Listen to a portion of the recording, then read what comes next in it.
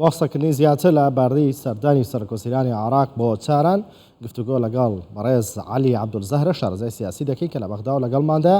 بەڕێز عەلی عەبدولزەهرم کاتتان باش، پێتان وایە سەردانی محەممەد شیع سوودانی سەرکۆسیرانی عێراق بۆ تاران تا چەند وا دەکات دەستدرێژەکان و سووربەزارنەکانی تاران ڕێگریان لێ بکرێت؟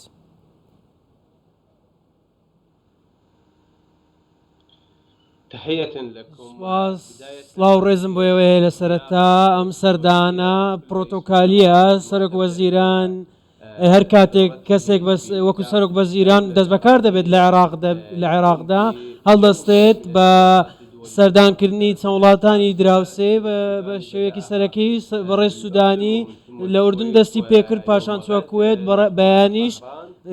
ڕوو لە تاران دەکات بۆ تاوتوێکردنی دۆسیەکانی هاوبەشی نێوان بەغدا و تاران و هەروەها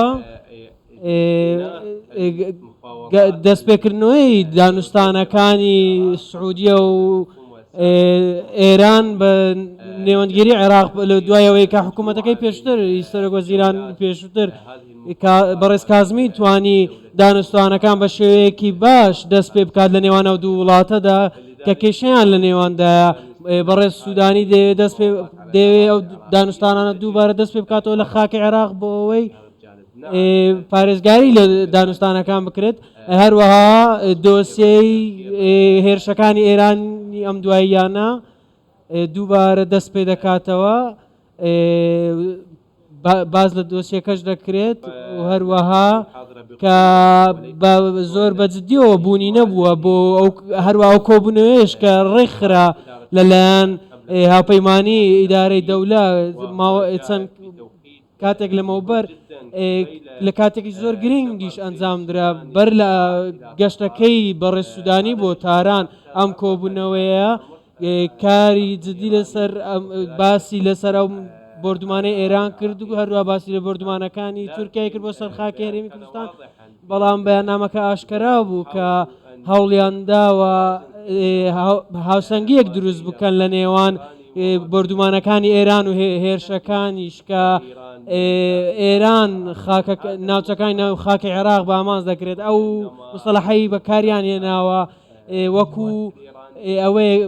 بەمانەی ئەوە دەدا کە هێرشەکانی ئێران و تورکیا بەردەوام دەبن و تا ئێستاش هەن لە خاکی عێراق. ئەگەر بڕیارێکی سەروەری و لە بەغدا بڕیار نەدرێت و دەرنەکرێت، ئێران دەستی هەیە و هاوپەیمانی هەیە لە پرۆسەی سیاسی عێراقی و ئەمڕۆژ هاوپەیمانانی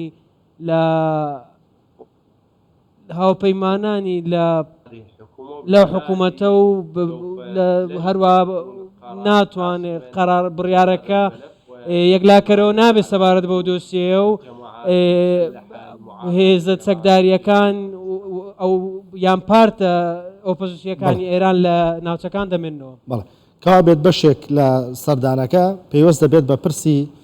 تۆبەران و هێرشەکانی ئێران بۆ سەرخاکی هەرێمی کوردستان و پێشەرکردنی سەروەری عێراق. پێتان وایە ئێران هیچ مەرجێک و داواکاریەک بداتە سەرکۆسیرانی عێراق بە تایبەت بۆ ئەو حیزبانەی ڕۆژهەڵاتی کوردستان کە لە باشووری کوردستان و لە ماوەی ڕابردوودا داواکاریەک ئاڕاستەی حکوومەتی هەرێمی کوردستان کە وتیان دەبێت ئەو حیزبانە لە چەکدا بماڕێن؟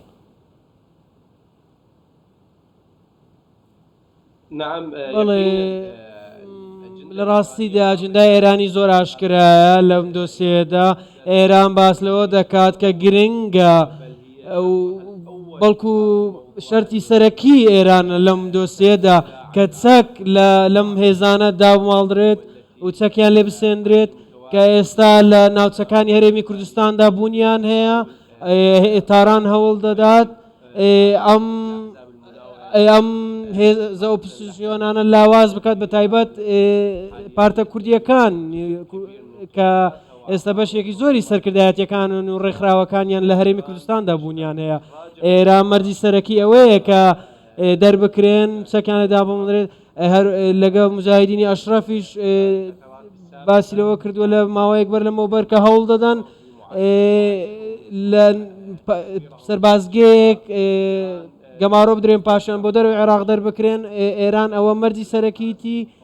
و بەهۆی هێرشەکانی خۆی بۆ سەرناوچەکانی عێراق ڕابگرێت ئەمەش هێڵی ئەمەش ئەو هەواڵەیە کە باس کراوە بە دنیاییەوە بەرژەوەندی دیکەشەیە کە بەرژەوەندی هاوبەشی دیکەشەیە کە عێراق بتوانانی ئەم دۆسیانە چارەسەر بکات هەروە وەکو دۆسیە داراییەکان بە تایبەت لە دوایەوەی کە ئێستا ئێران سزایەکی زۆر لەلایەن وڵاتانی ڕۆژاوا بە تایبەت ئەمریکاوەی لەسەر هەیە بۆیە عێراق وەکو دەرگایەک ئەو یان ڕزگاربوونێک بۆ هەناسەدانی ئابووری ئێران هەژمار دەکرێت ئەگەر سەرۆک سوودانی بەڕێز سوودانی ویستی سەروەری عێراق بپارێزێت ئەوە ئێستا کاتی ئەوەیە یاری بە وەتەری دارایی ئێران بکات ئەم دۆسیەش سەرکەوتو دەبێت ئەگەر بلۆ خۆی بەکاری بێنێ و کارگەری لەسەر قوڵی ئێران دەبێت و هەر بەلایانی کەمەوە بتوانێت هێرشەکانی ئێران دوا بخات وەک ئێستا تۆش ئاماژەت بۆ کرد عێراق باسی لەوە کردووە کە دەتوانن لە ڕێگەی فشاری دارایی چ بۆ ئێران چ بە تورکیا و وڵاتە ناچار بکەن هێرشەکانیان ڕابگرن بەڵام پێتان وایە عێراق ئەو توانایی هەیە لە ناوخۆیان کە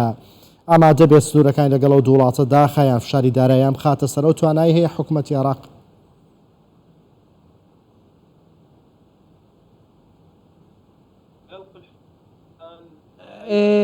ئەمە دۆسیەکی دیکەشە زۆر گرنگە بۆیە توێژنەوەکانی ئەم دوایانەی کە کرا لە بەغدا دانوستانەکان لە نێوان هێزەکانی پێشمەرگە و هێزەکانی فیدرالی ئەم ڕیارش کە دەرکرا باسی لەوە کرد لەسەر ئەوەی کە لە کۆبنەوەی کۆتاییدا دەرکەوت ئەم هێزەکان بڵاویان پێ بکرێت لە حدود لە سنووری هەرێمی کوردستان ئەمەش فشاری ئێران لەسەر عێراق کەم دەکاتەوە لەوانەشە هێرشەکان کەم بکاتەوە و ژمارەی هێرشەکانیش کەم بکاتەوە بەڵام دۆسیەکەی دیکەش کە ئەو هێزانەی ئۆپۆزیسیۆنی ئێرن کە هێزی ئۆپۆزیسیۆنی چەکدارن و ڕێکخراون بزوتنەوەی چەکدارین هەروەکۆی ناوی لێنراوە کە ئەوان لە خاکی عێراق بوونیانێ ئێران ئەم بابەتەی وەکو بەهانەیەک بەکاردێنێ بۆەوەی هێرشەکان ئەنجام بدات بڵاو پێکردنی هێزەکان لە سنووری عێراق بە هەماهەنگی بکرێت بتوانرێت ژمارەیان کەم بکاتەوە و ڕێکەوتنێکی هاوبەشیش ئەنجام بدرێت لە نێوان سەرکردایەتی کوردی لە عێراق و هەروە سەرکردایەتی کوردانی ڕۆژهەڵات ئەمەش قەیرانەکە کەم بکاتەوە لەوانەشە ڕێگایەکی دیبلۆماسی و چارەسەری دیبلۆماسی دوور لە چەک بەدیبێنێ بەڕێز عەلی عەبدولزاهرە شارەزای سیاسی لە بەغداوە لە ڕێگەی سکایپ لەگەڵماندا بوو سپاس بۆ بەشداریکردنتان